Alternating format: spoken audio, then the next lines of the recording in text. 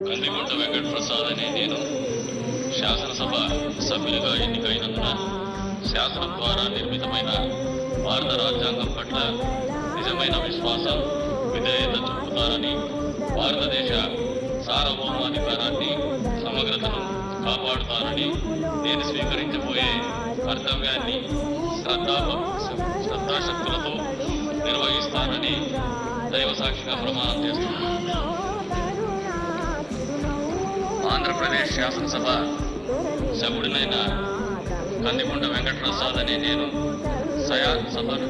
సభ నియమాలకు కట్టుబడి ఉంటానని, వాటిని అనుసరిస్తానని, సభ మర్యాదలను పాటిస్తానని, సాంప్రదాయాలను గౌరవిస్తానని దైవసాక్షిగా ప్రమాణం చేస్తున్నాను.